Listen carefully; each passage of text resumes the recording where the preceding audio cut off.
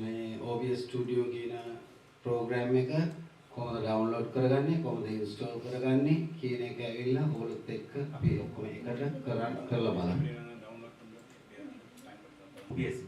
OBS tool කියන එක ඇවිල්ලා OBS කියන එක ඇවිල්ලා deep මේ meaning එක ගත්තා නම් open broadcasting software කියන එක තමයි OBS කියලා short form එකට අදලා තියෙන්නේ. මේ OBS කියන එක ඇවිල්ලා ගොඩක් හොඳ මේවා ටිකක් හොඳ skills ටිකක් තියෙන OBS Studio කියන එකේ ඒකේ වඩාත්ම වැදගත් වෙන skill එක මොකක්ද කියලා කියන්න. ඒකේ වඩාත්ම මේ කියන්නේ free use කරන්න පුළුවන් කියන එක.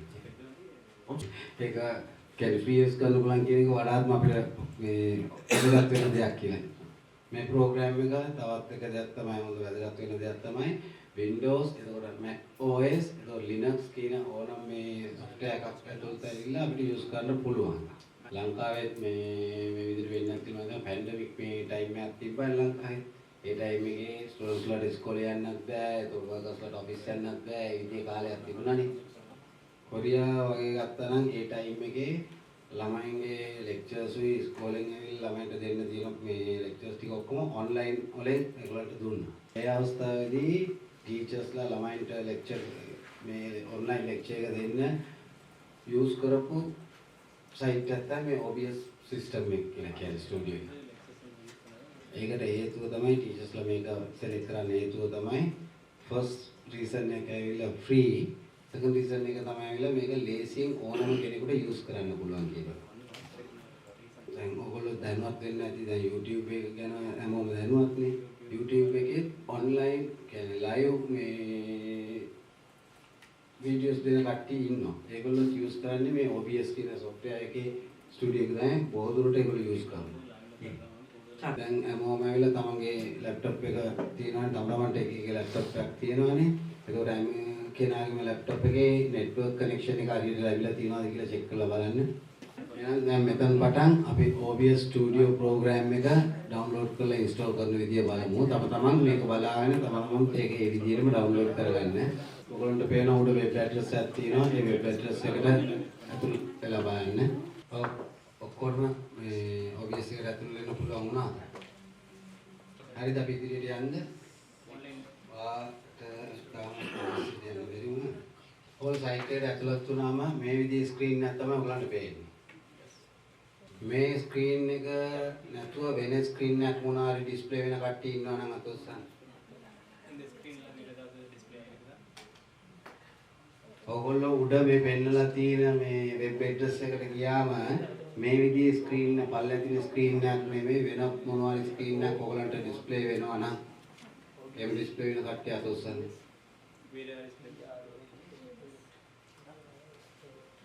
අපි දැන් අපි ගාව තියෙන Windows 버튼을 클릭하시면 අපි හැමෝගාම තියෙන laptop එක Windows නිසා මේ Windows කියන මේ බටන් එක ක්ලික් කරන්න. එතකොට ඒගොල්ලන්ට පේන ෆයිල් තියෙන ෆයිල් එක download කරගන්න පුළුවන්.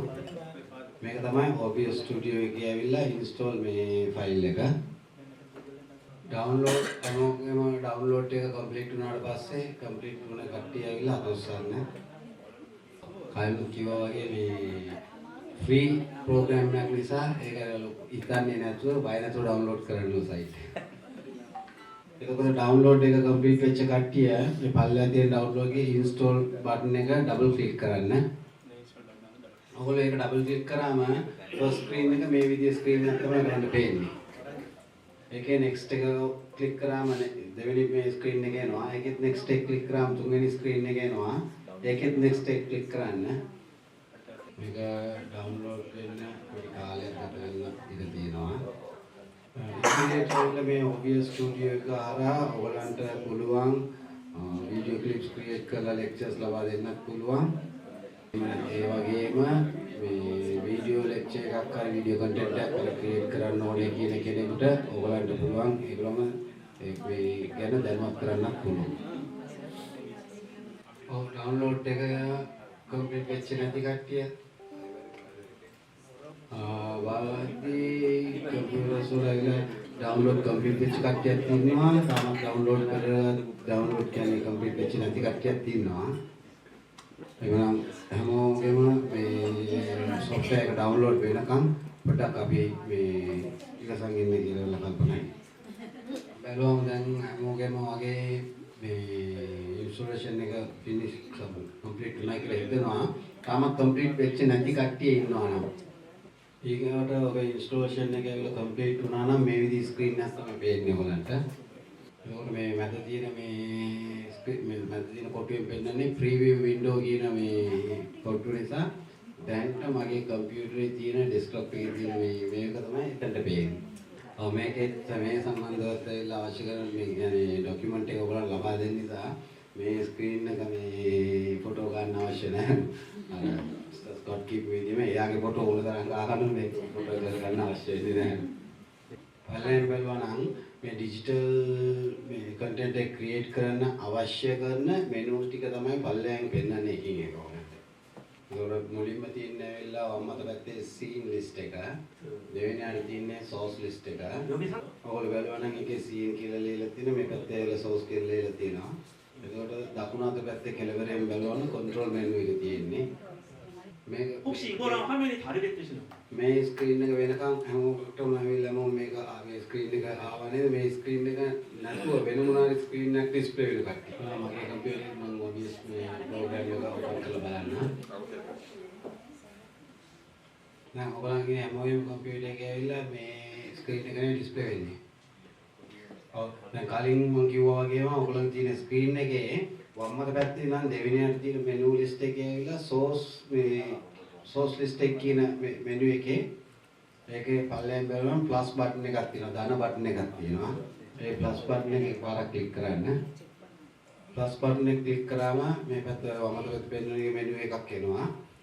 ඒ මෙනු ලිස්ට් එකේ බලනවා නම් ඔයගොල්ලෝ ඩිස්ප්ලේ කැප්චර් කියලා මෙනු එකක් තියෙනවා. එතකොට ඩිස්ප්ලේ කැප්චර් කියන මෙනු එක ක්ලික් කරනවා. එතකොට මේ විදිය පොඩි වින්ඩෝ එකක් පොඩි මේ මෙනු එකක් එතනට එනවා.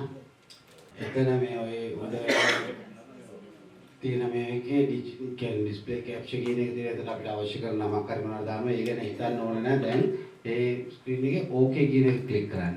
ඔව් එතකොට ඒක ක්ලික් කරා ඕකේ කියන එක ක්ලික් කරාට පස්සේ මේ විදිහේ ස්ක්‍රීන් එකක් එන ඒක කැප්චර් මෙතඩ් එකේ ඔටෝමැටික් කියන එක සිලෙක්ට් කරලා ඩිස්ප්ලේ කියන එකත් ඒ විදිහටම තියන්න චේන්ජ් කරන්න අවශ්‍ය වෙන්නේ නැහැ.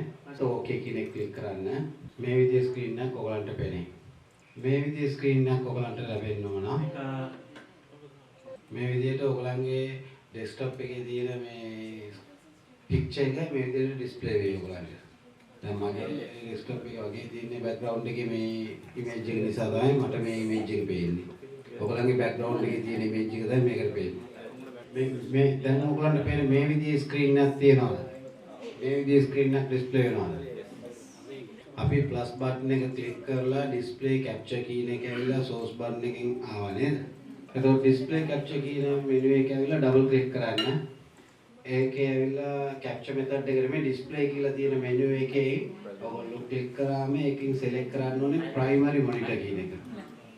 ඔක්කොම ප්‍රයිමරි මොනිටර් කියන එක ඇවිල්ලා සිලෙක්ට් කරාද? ඔයගොල්ලෝ ප්‍රයිමරි මොනිටර් එක සිලෙක්ට් කරාම මේ විදිය ස්ක්‍රීන් එකක් ඔයගලන්ට පේනවා. 이런 식의 화면이 보이실 거예요. කොහොමද මේ විදිහේ ස්ක්‍රීන් එකක් පේනවද? මේ විදිහේ ස්ක්‍රීන් එකක් පේන්නේ නැති කට්ටිය. මේ විදිහේ ස්ක්‍රීන් එකක් එන්නේ නැති කට්ටිය.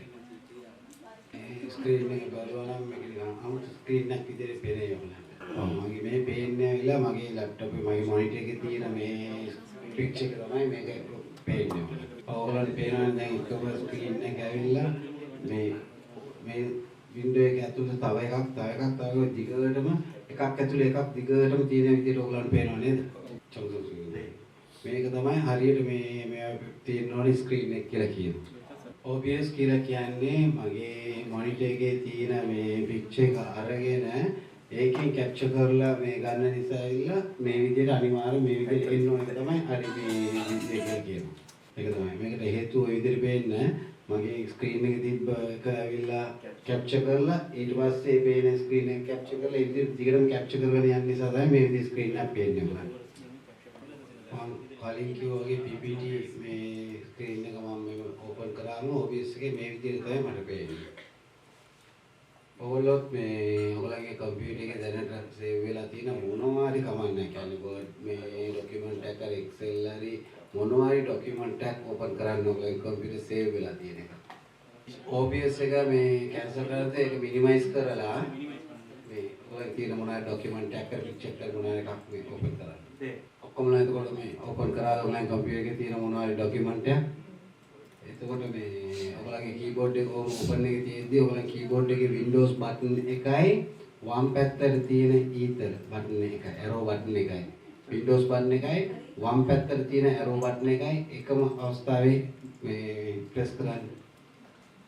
මම මගේ කම්පියුටරේ මේ විදිය ડોකියුමන්ට් එකක් ඕපන් කරලා Windows බටන් එකයි වම් පැත්තට තියෙන ඇරෝ බටන් එකයි දෙකම එකපාරට ක්ලික් මේ ප්‍රෙස් කරාම ඒතර මම ඕපන් කරපු ෆයිල් එක මේ මගේ ස්ක්‍රීන් එකේ භාගයකට මේ 50% වලට අඩු වෙනවා. අපි Windows බටන් එකයි වම් පැත්ත left side arrow එකයි press කරපු නිසා මේ document එක left side එකට ඇවිල්ලා තියෙන්නේ. අපි ඒක right side එකට press කරද්දී document එක right side එකට යනවා.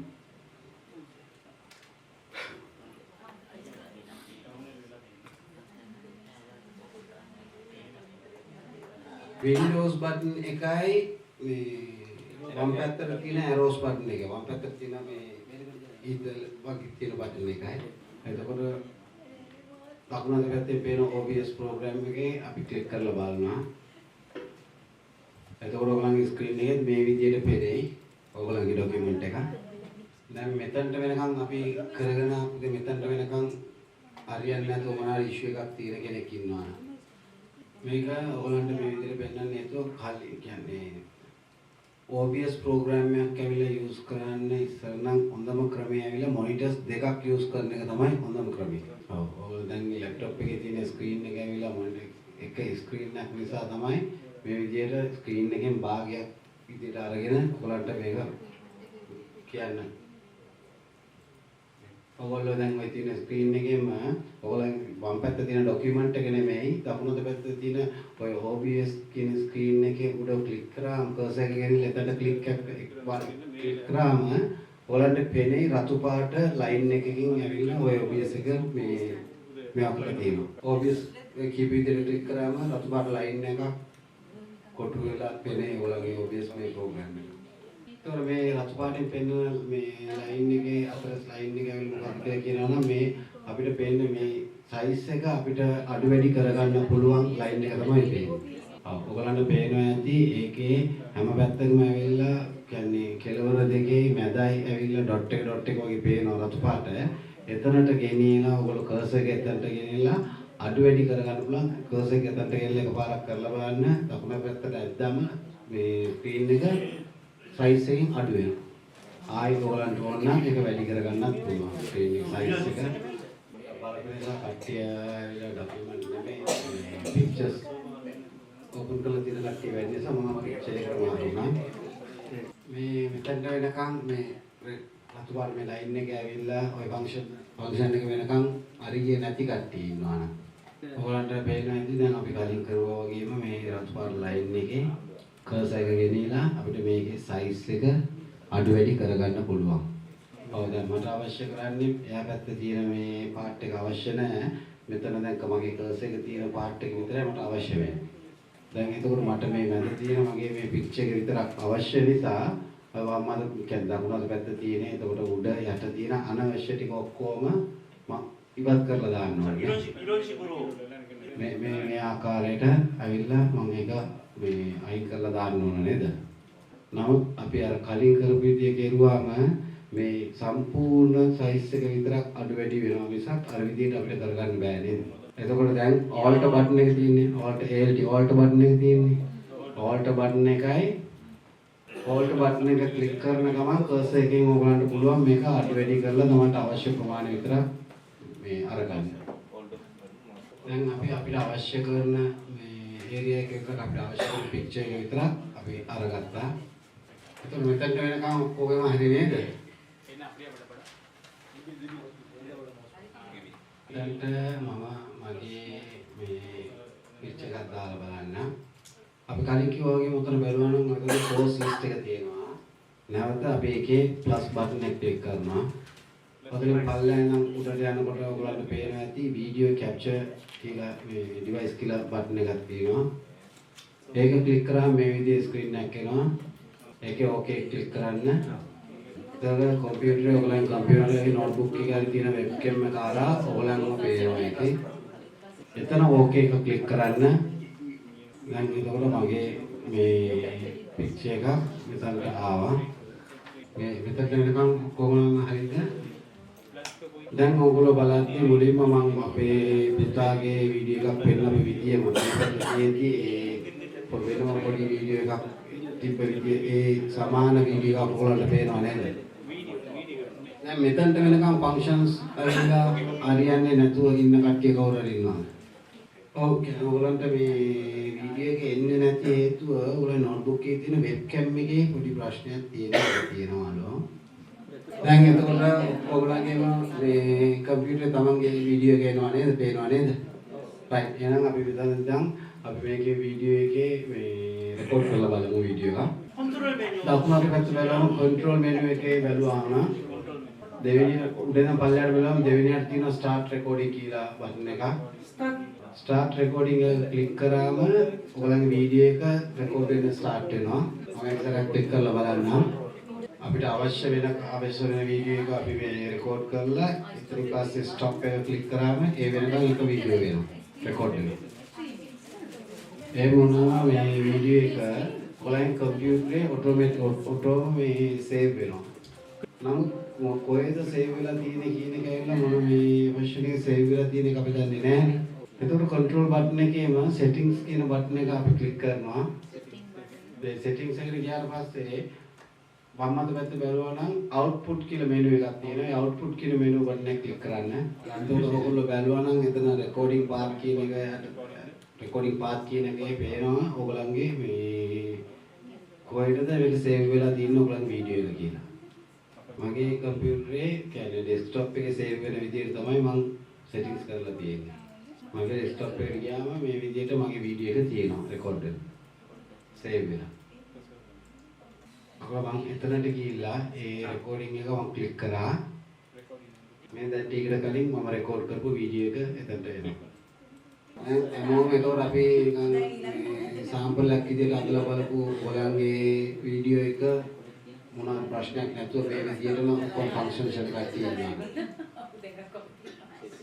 දැන් මෙතනට වෙනකම් අපි බලපු එකේ මොනවා ප්‍රශ්නයක් තිබුණා මේ ෆන්ක්ෂන් එක වෙනකම් හරියන්නේ නැති කට්ටිය ඉන්නවාද? හරියන්නේ නැති කට්ටිය කොහොමද මේ ෆන්ක්ෂන් එක වෙනකම් ඒවල කම්ප්ලීට් කරගන්න පුළුවන් වුණා නේද? බැරි වෙච්ච කට්ටිය කවුරු හරි ඉන්නවා නම්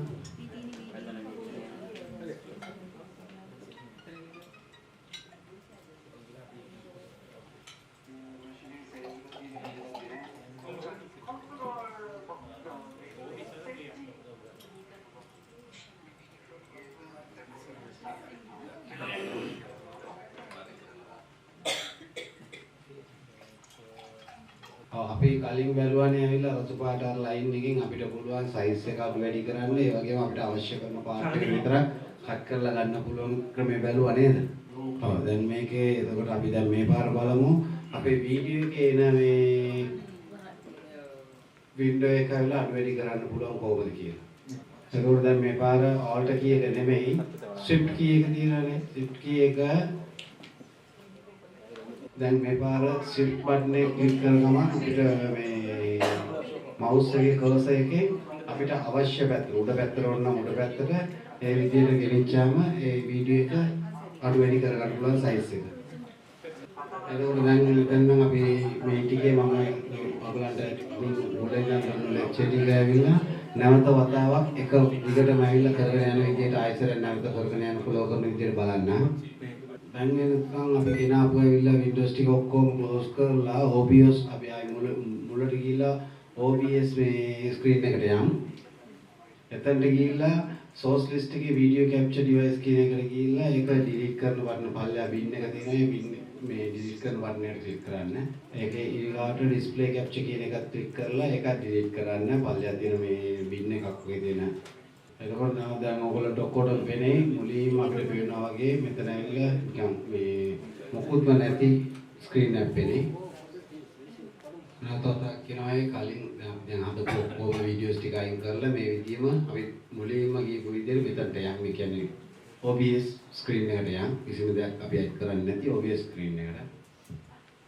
අපි මෙතන මේ ස්ක්‍රීන් එකට යන්න නම් ඔය source list එකේ ඇවිල්ලා display හරි video හරි මොනවා හරි තියෙනවා මේ item එකක් menus තියෙනවා නම් ඒ ටික click කරලා delete කරන්න ඕනේ. ඒක පල්ලෙන් බැලුවා නම් ඔය bin එකක් පෙනෙයි. ඒකට මේ click කරාම delete වෙනවා. ඔය දැන් ඔයගොල්ලෝගේ මේ screen එක ඇවිල්ලානේ තියෙන්නේ. ඒක අපි මෙතන නම් මුලින් නම් අපි කරපු ටික නැවත වතාවක් කරගෙන යන්න අපි බලනවා. first step එකේ ඒතකොට අපි කරුවේ source එකකින් මේ source list එකෙන් plus button එක click කරලා display capture button menu එකට ගිහිල්ලා ඒක okay කරනවා. next step එකකින් ඇවිල්ලා display කියන menu එකේ අපි select කරනවා. primary monitor menu එක select කරනවා. select කරලා ආය okay button එක ඔබනවා. okay button එක press කරාට පස්සේ අපිට කලින් ආපු විදිය මේ screen එක පේන්නේ.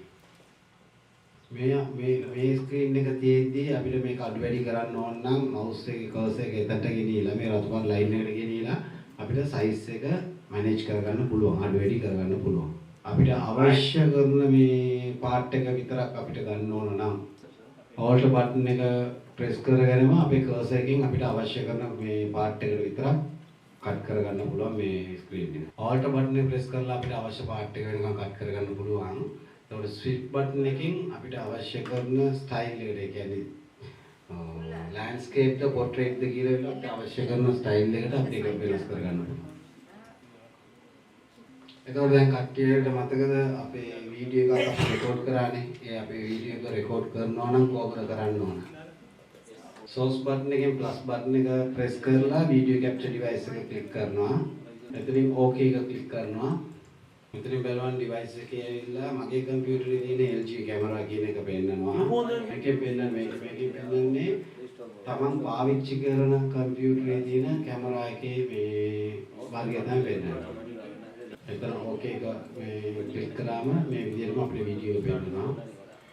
අපිට මේ location මේ වීඩියෝ එකේ location එක අවශ්‍ය තැනට අපිට අවශ්‍ය තැනට drag කරගන්න පුළුවන්. කලින් අපි size එක manage කරා වගේම අපිට අවශ්‍ය size එකට අදා ගන්න පුළුවන්. ඔව් අපි මේ අද දවසෙන් පස්සේ ඊළඟ lecture එකේදී මේ OBS tool එක අරන් අපි කොහොමද instructions දෙන්න lecture එකක් දෙන්න පුළුවන් content එකක් create කරන්න කියන එක සම්බන්ධව අපි බලනවා. අපිට ඒ මොනවද digital content කොහොමද create කරන්නේ ඒ සම්බන්ධව විස්තර බලන ගමන් OBS එකෙන් ඇවිල්ලා අපි lecture content එකක් කොහොමද create කරන්නේ කියන එක සම්බන්ධව අපිට බලන්න බලාපොරොත්තු වෙනවා. තව අපි interesting එකක් අපි අදලා බලමු මෙතනින්. OBS එකේ basic අපි මොන ආකාරයකට ඇවිල්ලා වීඩියෝ එකක් මේ රෙකෝඩ් කරුවොත් හරි මේ හතරස් ඇඩේට තමයි ඇවිල්ලා ස්ක්‍රීන් එක පෙන්නන්නේ. මම කැමති මේක ඇවිල්ලා හතරස් කොටු ඇඩේට නැතුව මේ වීඩියෝ කැප්චර් එක ඇවිල්ලා රවුමට වගේ තියෙනවා නම් මම කැමති ඒ විදිහට හදන්න. ඔයගොල්ලෝගේ කම්පියුටර් ඔක්කොම PowerPoint එක ඇවිල්ලා ඉන්ස්ටෝල් වෙලානේ තියෙන්නේ. PowerPoint එක 열어보세요. PowerPoint එක open කරන්න බලන්න කොහොම තමයි කම්පියුටර් එක. PowerPoint එක open කරලා මේ විදිය අවුමට තියෙන මේ ඇඩයක් අපි එතනට ගෙන්න ගන්නවා. එතනට මේ අරගන්නවා. මෙතන මේ අපි මේ shape එක කියන්නේ මේ circle shape එක මෙතනට ගත්තාට පස්සේ mouse එකේ right click කරන්න ඒක උඩට ගෙනියනවා. ඒකේ menu එක right click කරාම ඔයගලන්ට ඒ image save as image හරි මොනවාරි save as image save as picture කියලා menu එකක් තියෙනවා. එතනට අපි circle කියලා ඒකට නම අපි දෙමු. එතකොට ඒක මේ circle කියන picture නම යටතේ අපි ඒක save කරමු. විනාඩි 5කට කලින් මේක නතර කරන්න ඕනද ඉක්මනට මම කරලා බලන්න. ඔව් කට්ටිය මේක පොඩ්ඩක් මේ සාදෙන්න මේ අවධානය යොමු කරන්න. මේ ඇවිල්ලා තියෙන picture එකට ඒක උඩට ගෙනියලා right mouse එක click කරනවා. ඒකින් නම් පල්ලෙන් බලන්න filter කියන මේ menu එක click කරනවා. effect filter කියන menu එක යටතේ තියෙන plus button එක click කරනවා. එතන බලන්න image mask කියලා menu එකක් තියෙන එක click කරනවා. image mask කියන menu එකට ගියාට පස්සේ අපි browse කරන්න ඕනේ අපි කලින් save කරපු මේ picture එක ගන්න. අපි කලින් සේව් කරපු තැනට ගිහිල්ලා ඒකට ක්ලික් කරනවා. දැන් ඔයගොල්ලෝ බලනවා නම් කලින් තිබ්බ විදිය නෙමෙයි, කොට්ටු වැඩේට නෙමෙයි. දැන් මේක ඇවිල්ලා රවුමක් විදියට පේනවා ඔයගලන්ට. මේ ක්‍රමයටම මට ඇවිල්ලා මේ වීඩියෝ එක මට ස්ටාර් ඔව් මෙතන උඩට මේ අපේ වීඩියෝ එකේ එන තැනට ගිහිල්ලා මවුස් එකේ රයිට් ක්ලික්. එතකොට මේ මෙනු එකේ යට ඉඳන් දෙවෙනියට බලමු ෆිල්ටර්ස් කියලා තියෙන මෙනු එකක්. ඒක ක්ලික් කරනවා. ක්ලික් කරාම එතනට ඇවිල්ලා මේ වින්ඩෝ එකක් ඕපන් වෙනවා. ඒකේ වම් අත පැත්ත බලනවා නම් effect filters කියලා මෙනු එකක් තියෙනවා. ඒ effect filters එකේ තියෙනවා පල්ලෙහා plus button එකක්. ඒ plus button එක ක්ලික් කරන්න. image mask කියලා plus button එක ක්ලික් කරාම image mask කියලා මෙනු එකක් එනවා. image mask එක select කරලා ඒක okay කරන්න. එතනින් බලවම් path කියන එකේ browse එකක් තියෙනවා. browse එක ක්ලික් කරාම අක්කා මන්දුරොත්තෝන් ඔයගලගේ ෆයිල් ටික පෙන්නනවා. එතනින් ඕගොල්ලෝ කලින් create කරපු ෆයිල් එකට ගිහිල්ලා ඒක ක්ලික් කරන්න. ඒක ක්ලික් කරාම ඔයගලන්ගේ අවශ්‍ය කරන ඇඩේ ඔයගොල්ලෝ කියන්නේ මේ රවුමටම විතරක් නෙමෙයි. තවම තමන්ට අවශ්‍ය කරන මේ shape එක මෙතන දානවා. මේ shape එක ඔයගොල්ලෝ save කරපු මේ shape එක මෙතනට එනවා.